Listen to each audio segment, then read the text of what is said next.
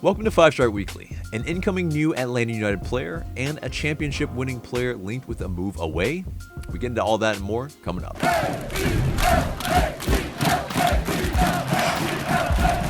Welcome to the show, 5-Star fam. I'm AJ and this is Marc. Before we get into it, become part of the notification squad by hitting the bell next to the subscribe button on YouTube. This segment is sponsored by Thinking Man Tavern, a cozy Decatur neighborhood pub. Grab a tasty beverage from a wide variety of selections and a plate of something delicious from the menu.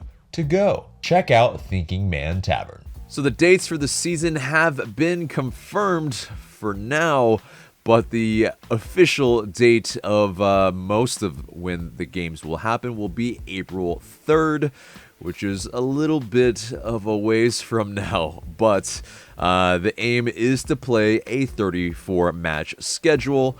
The training camps will begin on February 22nd, and the playoffs will run from November 19th through December 11th. And so it's going to be a long year of Atlanta United soccer, so that's good, but we will be starting a little later than we were intending, and that's kind of due to not only because of COVID, but because maybe the CBA kind of talks are still kind of ongoing. The two sides reportedly will meet again prior to Wednesday, and MLS is still kind of holding fast on its deadline of January 28th. So these negotiations could extend beyond this date, but we shall see. You have some of the MLS All-Star Game stuff and those type of festivities that are still planned to happen in the late summer. Leagues Cup, Campeones Cup as well. And yeah, that's ambitious still, but I think, very, very interesting maybe how late it's going to start. What are your thoughts on, all this news? Yeah, I guess, it's not totally surprising. I guess it's not a huge difference in time. You know what I mean? Normally it would be early March, late February. So it's about a month. They're pushing it back. It's probably the responsible thing. Obviously MLS and as other sports leagues are trying to be optimistic in terms of, trying to pull this off while we're still, struggling with the pandemic. But yeah, I mean, I guess, everything just gets pushed back a month, essentially. It's funny, like, when MLS Cup was played in early December 3 years ago, or I guess 2.5 years ago, there was a whole, trying to start the season earlier so we can, do all that earlier. And then we're obviously, because of things out of their control, just right back where they were before with that. Pretty much. It's also, sure. Yeah. With the start of the league, that date being announced, it pretty much goes in line with CONCACAF, which we were going to talk about next. But CONCACAF round of 16 is going to be April 6th and 8th, and so like the same week that MLS starts. So that's just nothing's changed in that regard. Yeah. Nothing's changed in that regard either.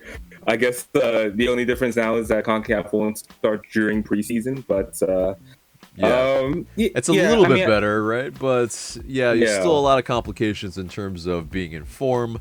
And so, we definitely kind of are up against it again in that regard of having to kind of ramp up very, very quickly still again. And I think most of this preseason, there will not be the option of friendlies against, any other teams. And so that's another thing that will be something of a complication in really, having a proper preparation for a season. And that's, I'm sure, going to have an effect. Don't you think? Mm-hmm. Yeah, absolutely. Actually, I didn't even think about that till you mentioned it. But yeah, that makes sense. But unfortunately, I mean, well, we'll see. I mean, these early weeks are going to be very interesting because, it's ramping up for essentially playing a game every 2 days. We'll see. I mean, probably may not be pretty early on for a lot of teams, including Atlanta United, but right. we'll just have to see. We'll just have to see. I mean, especially with Gabriel Heinze, still, like he just got in, and Yeah. you know, definitely it will be an acclimation period for sure, especially with his coaching style and what he wants to do with the team. So it will, Right. yeah.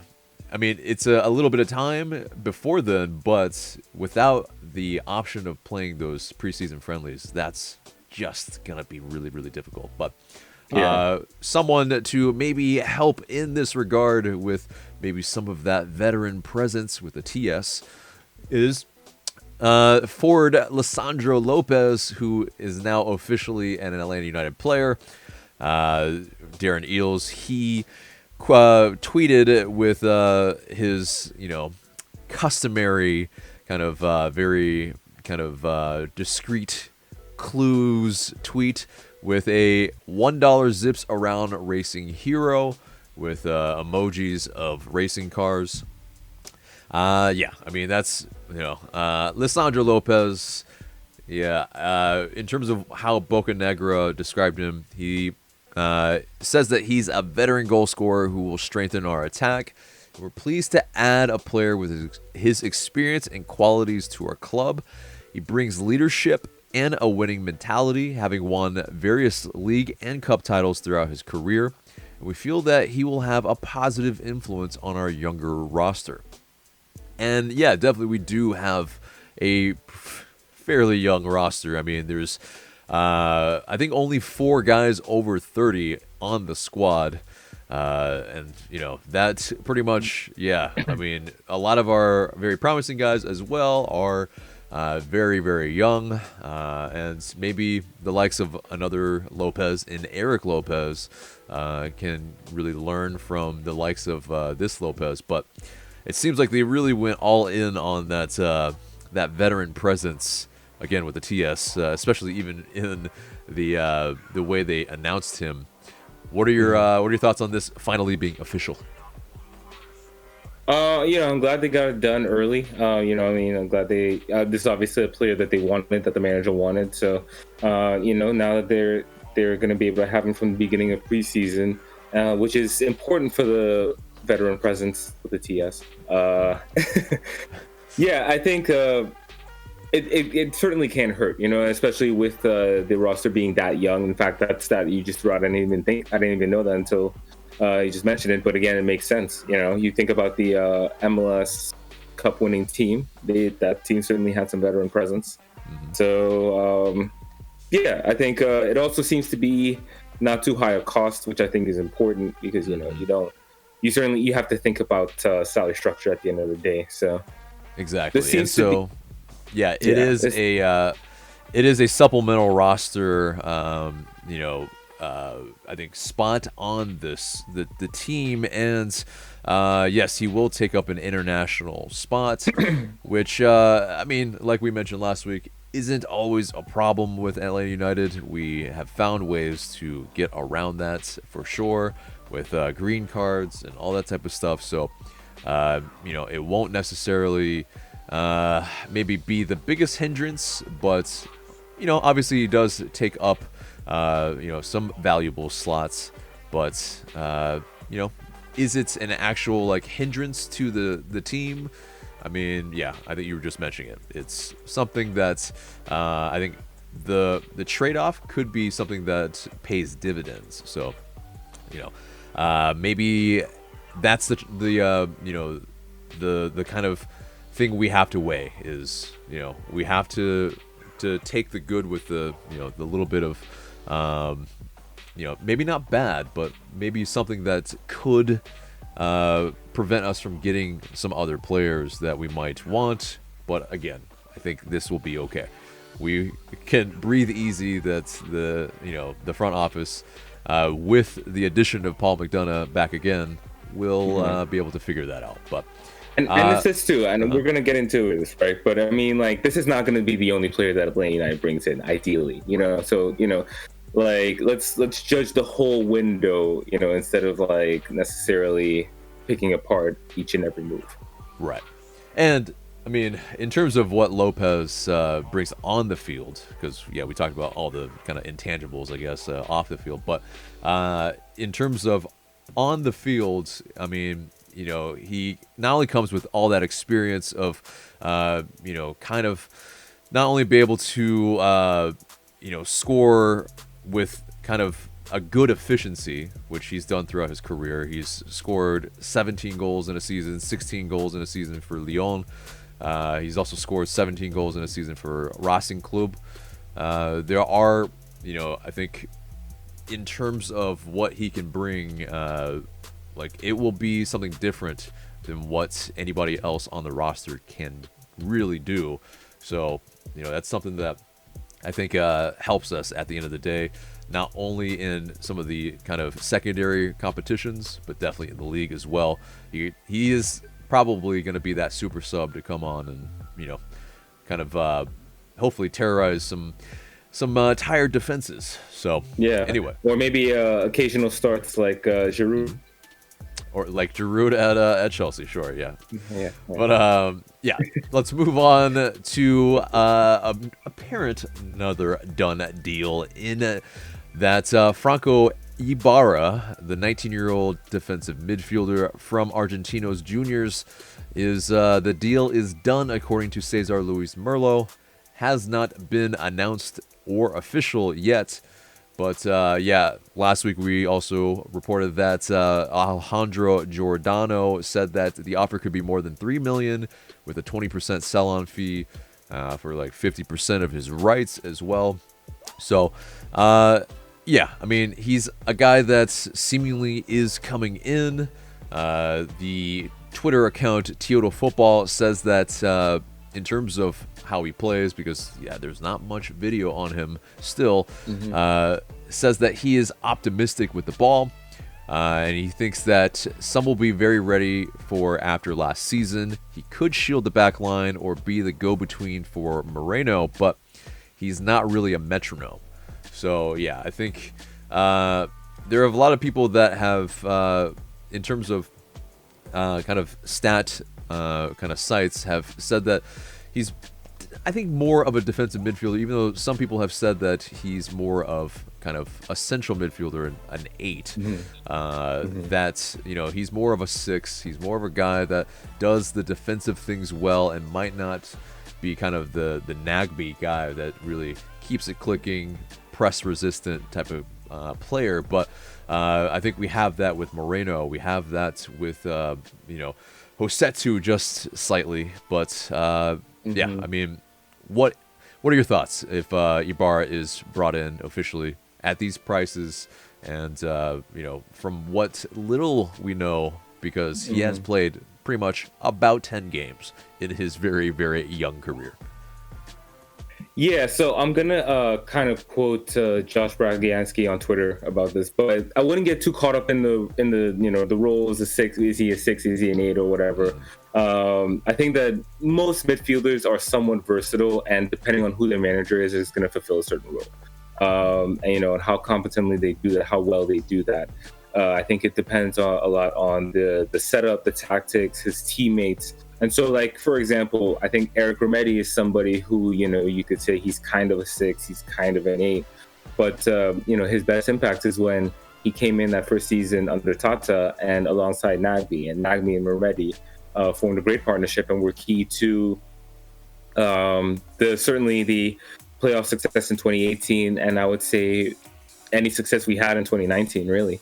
So I think that what'll be interesting to see is how Ibarra fits in alongside Josetu and Moreno and others, and what kind of role he ends up playing. And I guess we're expecting a 4-3-3. So assuming he's the holding midfielder in that role, let's just say. Let's know that it will be kind of fluid, though. Of course, in Gabriel Heinze's system, it's very much any player that moves forward, there will be a player that will have to fill in that position in the back, that type of thing, and it just moves very fluidly. So there is not as rigid in terms of positionally, that type of stuff. But finish your thought, though. Sorry. No, it's fine. And that's an excellent point. You know what I mean? So, that would again speak to the versatility of of Ibarra and and the others, and at least they'll need to be versatile in order to play in the system. So yeah, I guess I'm just mostly curious to see how he fits alongside these two, because I think there is an advantage in bringing in a player this young, right, and who hasn't had that many professional appearances. He's kind of he's unmolded, and so I think there's an opportunity for Ante to mold the young player into the type of player that he wants him to be. So we'll see. We'll see. I hope this gets announced soon, and I hope he's able to train with the team soon. Yeah, malleable, if you will. Yeah, a player that exactly. So speaking of Eric Remedi, there is a transfer rumor regarding him, and according to TYC Sports, Independiente, Ezequiel Barco's old club, is reportedly interested as for Remedi as an option. And he has worked with the coach Falcioni, that is the current Independiente coach, before at Bonfield from 2016 to 2018. So they are familiar with each other. But should we let him go? Should Remedi be a guy that is an outgoing transfer? I mean, I guess it would free up an international spot, right? Well, actually, he does have his green card. His green card? Oh, yeah. Okay. Yeah, I mean, I don't want to see him go. I guess the issue has been ever since Tata left, really. There's always been this sort of question about what is his best role, where does he fit?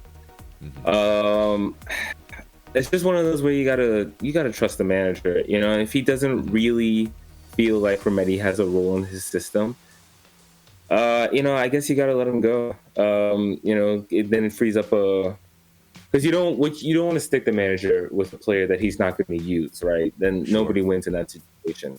So if it's a case of, all right, you move Remedi on to bring in another player that the manager wants, I guess you have to do it. Like we already reportedly have signed one midfielder. Maybe they have another in mind. Maybe there's another position that they want to address. So yeah, but I don't want to see him go. I would definitely be sad if he left. But it's one of those things that it comes with the territory. Right. And so I mean, it's definitely, I think, for me, he's a player that's kind of divisive in a lot of ways. I mean, of course, yeah, he had that impact when he came in 2018. He kind of fell out of sorts in terms of favor with Frank de Boer as the manager or head coach, and definitely last season didn't play very much, and probably was a little bit disgruntled, but still a very, I think, good servant for the club, and always someone that's good in the locker room. But I think in terms of what he brings on the pitch, it's kind of just always been a little frustrating for me. He's not always been the strongest tackler for me, and in a position where he has to pretty much maybe be that lone pivot, or if he's in a double pivot, he's still probably the more defensive of the players that are brought in, unless he's playing next to a Mo Adams. But I mean, he's a guy that can keep things clicking, I think, passing wise, but he's not as press resistant as, say, a Nagbe, and he doesn't get forward as well as, say, others. As a central midfielder, he's kind of that in-betweener between that kind of 6 and 8, and maybe it's in Gabriel Heinze's system, it could be good, but yeah, he's always been that guy that's just more, he's that bulldog that just runs around and really can press from midfield. But I think ultimately there's just not enough on a consistent basis for me to, I think, warrant, if he is going to go, then I think we need to let him go. And so, depending on what we can maybe get for him as well, it could help kind of replenish the coffers a little bit as well, for us to get maybe more of a better fit, especially when we have I think currently we have a lot of misfits in our midfield. We have a lot of guys that's, I mean, and it's probably because of MLS reasons that, we can't bring in guys that can, really do it all, and that's kind of the nature of the beast and the league. So, but yeah, I mean, I'm still a massive fan of the Shemedi, but it's just very difficult for me to, I think, justify continually having, Eric Remedi kind of when if he's not being played very much, then yeah, we might as well try to get something. So let's move on to a congrats for Miles Robinson and George Bello for making the 25-player U.S. men's national team roster. And that's in advance of the USA versus Trinidad and Tobago match on January 31st in Orlando. And congrats again to Bello for pretty much being the first academy player to make the U.S. men's national team. That's huge. And that's, you can't shake a stick at that. That's really, I think, something that's, big for the academy and the club. Greg Berhalter, the head coach of the U.S. men's national team, has mentioned, though, he does have a lot of work ahead of him to probably get a starting spot. But the fact is, he's on that roster, and I think big congrats to our homegrown for that. But yeah, I mean, for you being TNT feller, I think you were born in TNT, correct? Yes. Yeah, I lived there until I was 11. Right. How do you think that match is going to go? I mean, the U.S. should wreck, honestly. Like, Trinidad and Tobago kind of falling on hard times as the TTFA. They were almost like reprimanded by FIFA and the whole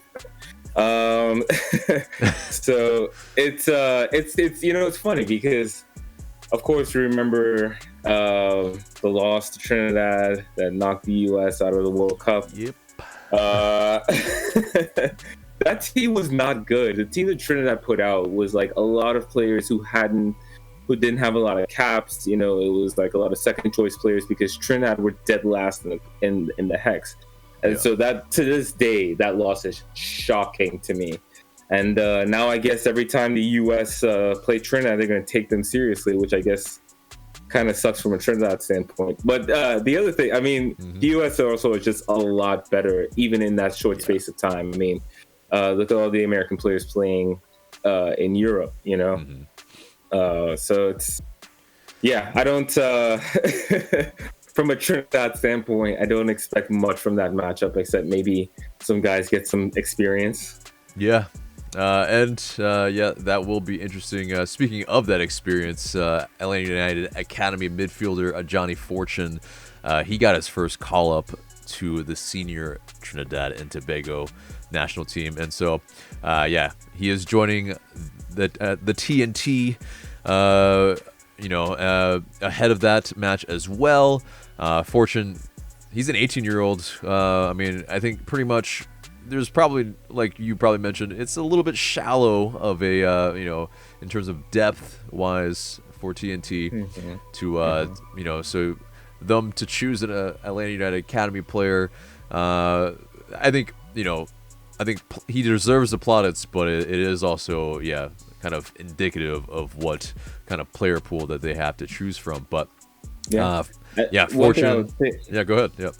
Yeah, one thing I would say too, I mean, I would like to see more Trinidad and Tobago players in MLS academies. I mean, that would be one way, I think, for the program to be able to recover and at least be competitive. I mean, Trinidad made the World Cup in 2006, and they were in the final stages in the previous World Cup cycle and the World Cup cycle after that. And I mean, like the 2018 World Cup cycle, they've typically been one of those sides that, will at least has a good chance of making it to the final six. And so, like they are capable of producing good players. I think right now, the issue is the structure and the pathway for talents. And so hopefully, more men's and women's players can play in the U.S. and, sort of develop that way. It's a good competitive environment right now, especially the United States is in terms of soccer. So, Yeah, it was a little bit heartwarming to see that, not only a player come from an MLS academy, but from Atlanta United itself. That's great, Yeah, So maybe definitely. maybe he'll suit up for the Five Stripes one day. Possibly. I mean, yeah. Anytime you're, a full-blooded international, there are definitely looks that people will give to you, and so that's definitely good.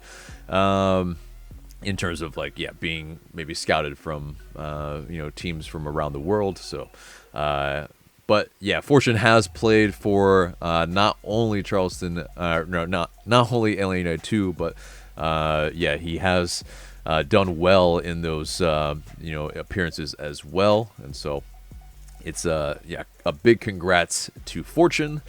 But let's move on to Josef Martinez. He has been seen, and he posted a IG story of him in shooting practice, shooting with his left and his right, pretty much target practice. And I mean, yeah, it's not exactly blow your socks off in terms of the pace at which he's doing these drills, but it definitely is great to see nonetheless.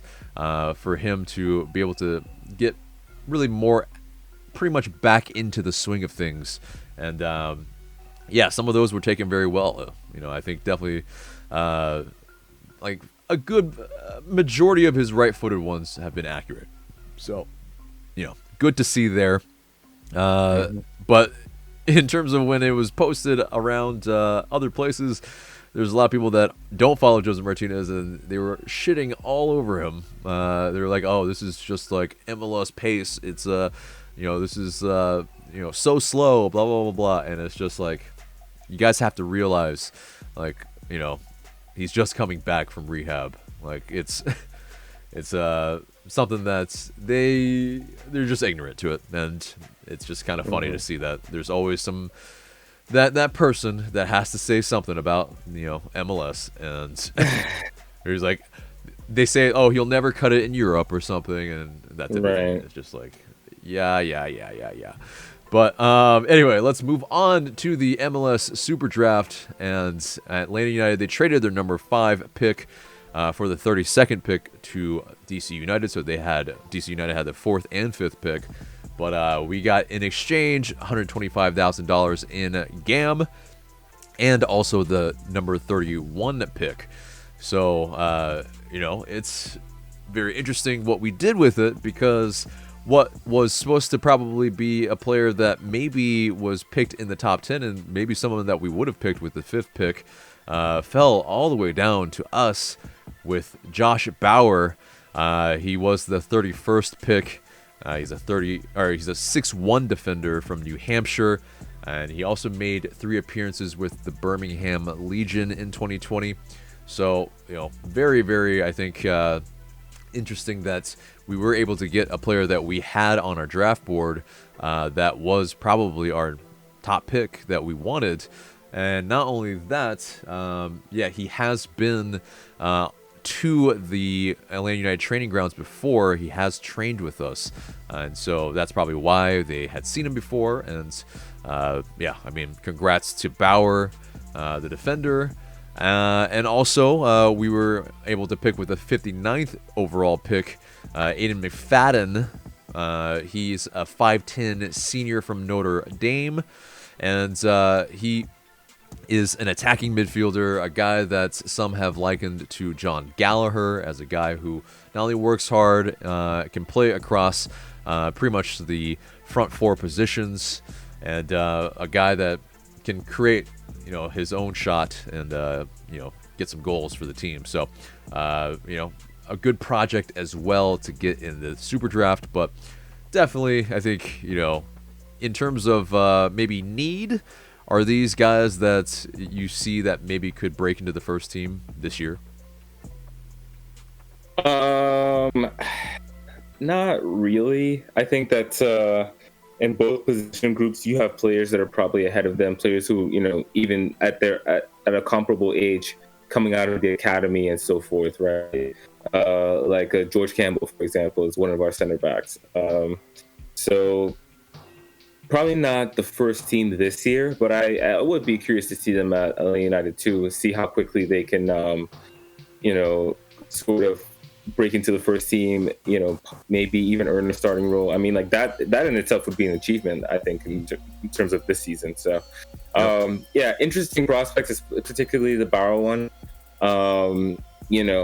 When prospects fall, it's like, what does that even mean? Like who's prioritizing what at the top of the draft or whatever.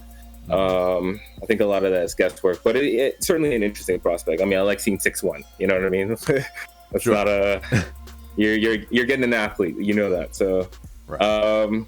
yeah, I mean, I open expectations for these guys, really. Yeah. So let's move on to also another player that had formerly played for LA United 2, Daniel Steedman. He has been chosen by Austin FC as the 28th overall pick. And so he played 16 games for LA United 2 last season. Yeah, I mean, that's a pretty frequent squad player for LA United 2, but maybe in terms of, an overall impact type of player, probably wasn't going to feature too much, going forward for the twos or the first team as well. So Austin FC gets a guy that has USL experience, and if he breaks into their first team, then it would be great to see kind of another, Atlanta United product get into the pretty much five stripes as well with Austin FC, who are, if you've seen their kits, it looks pretty much like the Atlanta United 2017 kit, except it's green. But, so there are a lot of things that they are, I think, borrowing from us. But anyway, let's. I guess we don't own it, right? Yeah, we also don't. interesting, by the way. This whole thing about players in the draft that have played for USL teams. I thought, because USL team, I thought you had to be a professional to play for those teams. So I guess not. Yeah, I mean, there are a lot of academy players that do, play for, the USL teams as well. I mean, it's pretty much kind of, it's like a fluid type of. They're not hard and fast, it seems. Right. So just interesting. Yeah. Yeah, for sure. But anyway, let's move on from that. And LA United and LA United 2 will be dedicating the number 44 to Hank Aaron, Hammer and Hank. I think what should be the home run king in Major League Baseball. But unfortunately, yes, Henry Aaron passed away this past week, and I think the reverberation around the sporting world, I think, indicates how much of an impact he made, not only in Atlanta, but certainly in Milwaukee as well, where he applied a lot of his trade as well with the Milwaukee Braves. But definitely, I mean, kind of fighting racism.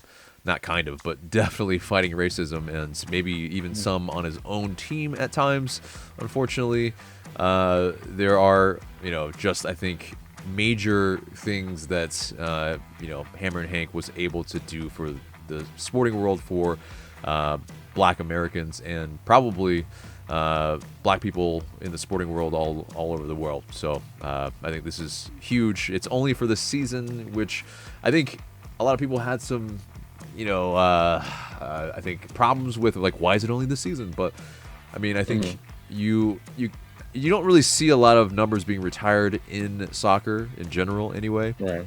And so this is something that's definitely a little bit different to begin with. But if they can hedge their bets, essentially. They can, if it goes well, then maybe they can extend it a season or make it forever. But it's one of those things where I think it's a good first step. They don't have to, I think, dedicate it completely. I think the Braves, them doing that, that's absolutely, right. It was already done anyway. But yeah, I was going to ask you. Yeah, his number is retired for the Braves, right? Because it absolutely should be. Yeah. Right. So yeah, any thoughts on the number 44 being retired for Hank Aaron? I mean, I think it's a good step, and I agree with you that it doesn't have to be extended beyond this season, like, because I think the Falcons and the Hawks are doing it too. I think, an acknowledgement, you use this season as like a celebration of his life, but you always remember him, like you won't forget him and his impact on the city. And like I said, it's most relevant to the Braves anyway. I just wanted to say a word too about, I was just thinking about black players in baseball, and at one time, and specifically African American players, and at one time it was a more common thing. You don't see it as much anymore, and I think there are different demographical reasons for that. But he's a lot of black players had a huge impact on the sport, and Hank Aaron was right up there with them. He's a hero for a lot of Black Americans and a lot of Black American baseball fans. So it's it hurt. I mean, like, at least he got to live a full life, so to speak. But Right. it's just it still shocks you. Yeah, like just like you think he's gonna be around forever. Yeah, Right. He seems So- like just a mortal being, but I think his memory will be definitely immortalized, and that's without a doubt. So Yeah. let's move on to something that's, I think a little happier for sure. So Miguel Almiron, he scored for Newcastle against Leeds United. Unfortunately, it was a 2-1 loss, but Newcastle has been struggling, but Miggy has also been kind of, it's been difficult for him to kind of get into the side at times, but his celebration kind of indicated that he might be having a baby. So congrats to the Almirons for, getting pregnant. And, they will pretty much, it'll be very interesting, like if they stay in England, how this kid will grow up and, is he going to be a magpie? Is he going to be, someone that speaks with that accent as well? It would be hilarious. But probably not. Probably, I highly doubt that he's probably going to stay there for that much longer. He's probably trying to make a move. But anyway, or his agent. yeah, definitely his agent for sure. But anyway, so that does it for the news, and we will have a mailbag this week. So, you guys send in these questions through IG story, so please continue to do so. We might answer your question in the future. But first question comes from John Barton 35. With 28 appearances in 2019-20, does Lisandro Lopez still have a lot left to give even at his age? What do you think?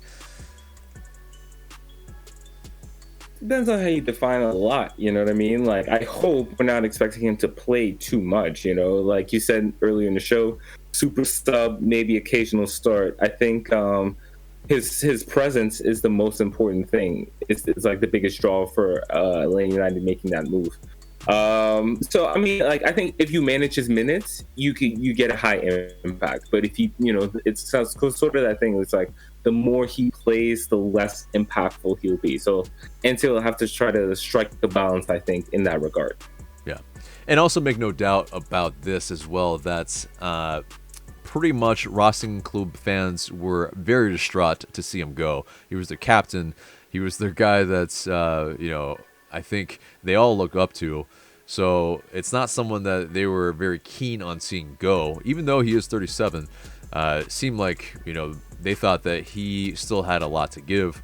So, Licha Lopez, as a lot of their fans keep reminding us to call him. That's the thing, though. I mean, he's Lisandro Lopez to us because he hasn't played for us yet. We don't know. We don't know him like that. So... But we will come to learn how he plays and if he earns his nickname, which he definitely has other places, but then we will call him Licha Lopez. But anyway, next question comes from Dom Yurmian 20. Do you think we have a chance at signing back Tito? In the short term, no. I think he'll probably be still too expensive to really justify bringing him back unless there was a clear need for him. And it's also the kind of thing where, the more time goes on, with each passing year, it's less and less likely he comes back because he simply wouldn't be the type of player that Atlanta United typically sign. So I would say that there's like a 10% chance that he ever comes back. I wouldn't bet on it. Yeah, I think if we ever sign him back, it's probably, kind of a more feel-good type of signing, and maybe he's, accomplished some more things.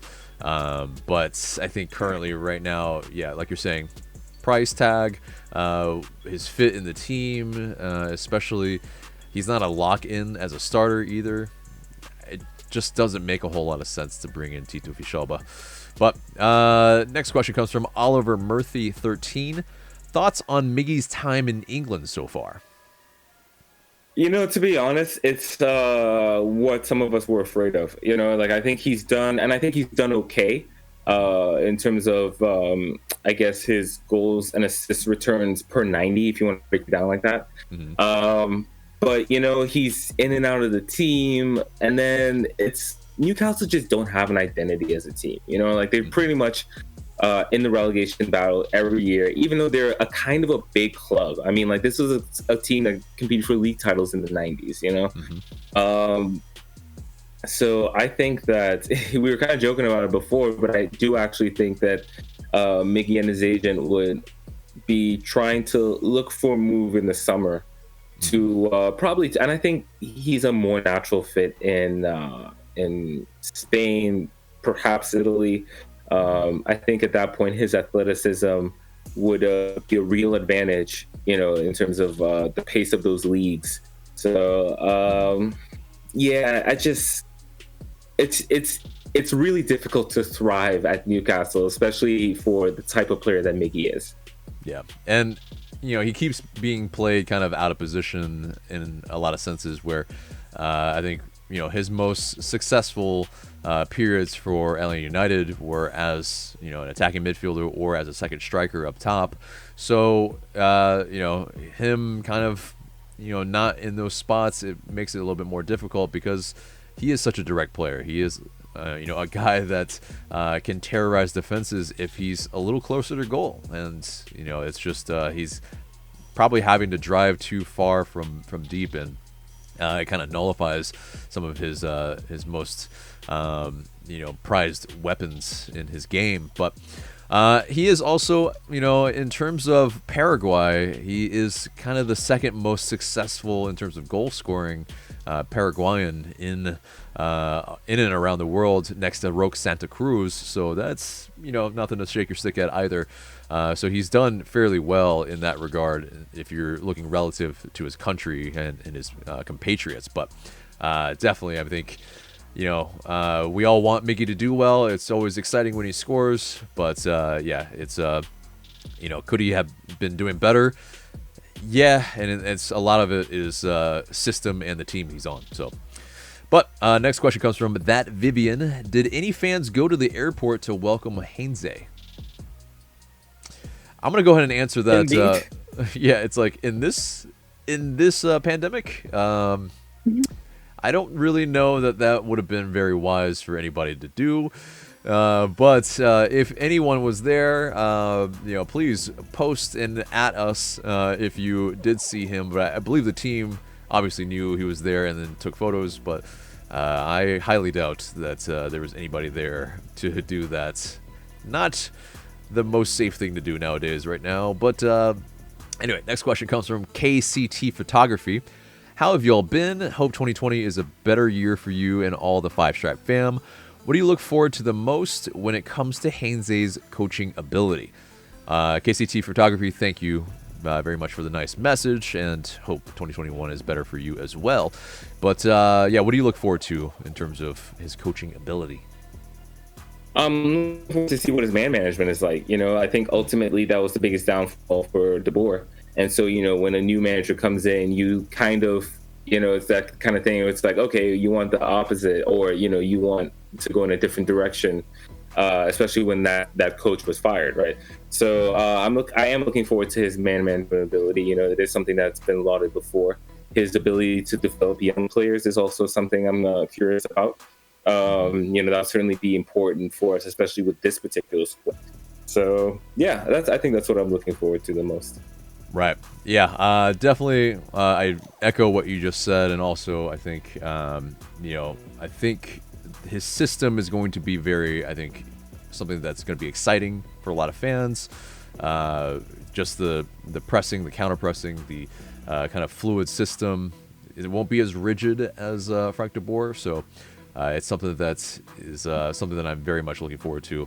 Especially if you watch Leeds, or if you watch some of the other teams that he's, or coaches that he's inspired by, it definitely is like something that you want to see Atlanta United be able to do, because it's very exciting.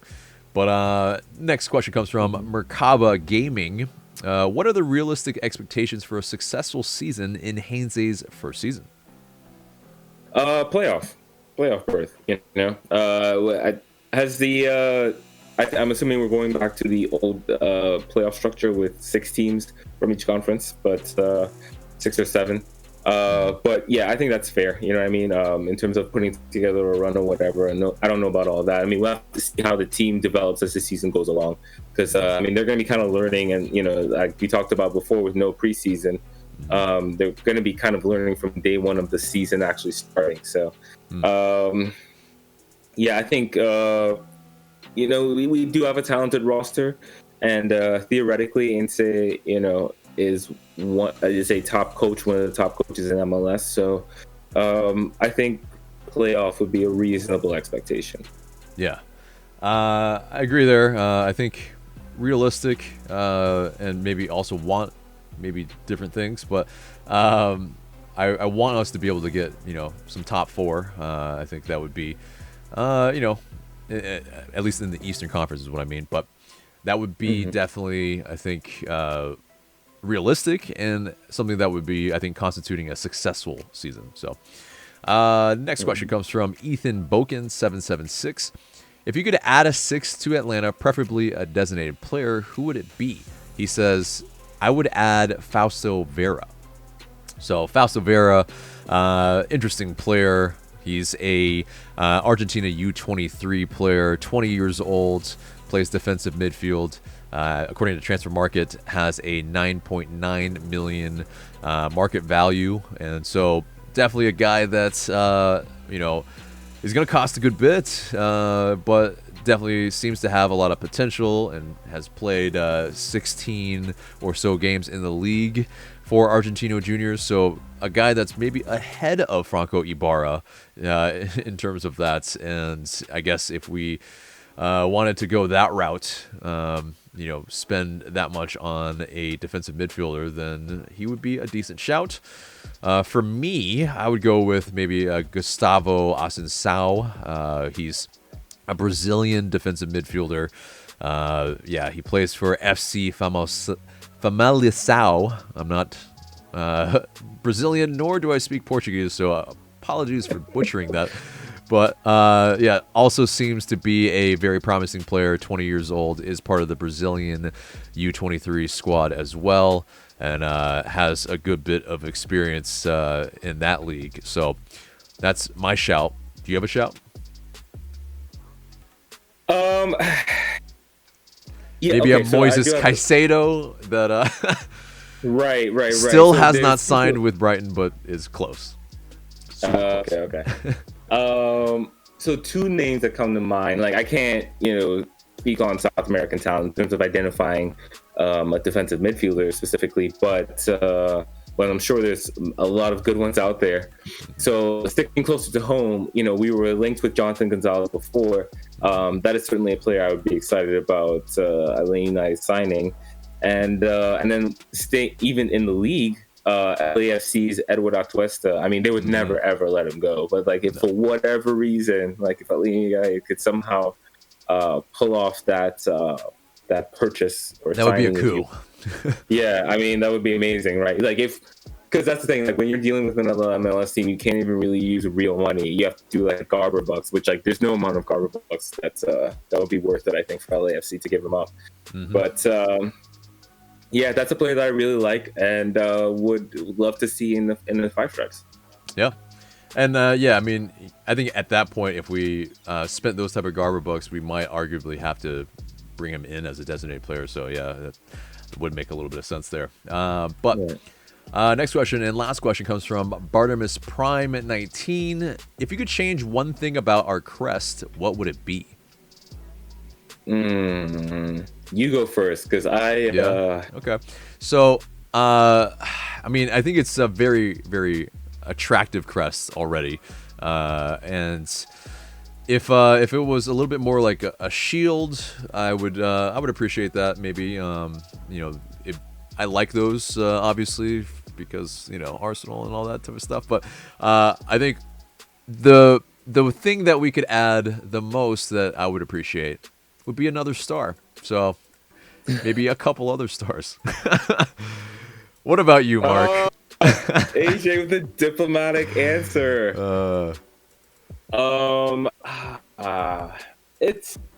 not the most creative, so maybe I'm not the one to answer this question. Yeah, I mean, but yeah, there could be some more things. Possibly, I'm trying to like jog your answer here. Maybe more Atlanta centric. I mean, yeah, maybe like a tiny, I don't know, train or tracks even somewhere in there. Yeah. But I don't know. I mean, like, I like the crust a lot, to be honest. It's not. But I like the kind of, if you look at it, the A has kind of a 3D effect, which I always appreciate. Right. There's a little bit of the kind of spike as well in the A. So with how the top of the A is set up. So there is already, I think, a lot of nuance to it that I think looks really good. So yeah, not a ton I would change, but yeah, if we want to add a couple stars, it's totally good with me. But maybe add the year that the club was founded, and the AC Milan crust has. Yeah, I mean, it just seems a little extraneous to me. Yeah, seems just extra stuff that doesn't necessarily have to be there. But I think you're just grasping now, probably. But yeah, definitely. But anyway, so that does it for the mailbag. Thank you guys for sending in the questions, and it gets us to the question of the day. And the question of the day is: how much onus do you put on veteran presence? Does it really help a squad? Is it important to you? Let us know in the comments below. But guys, that does it for us for this week.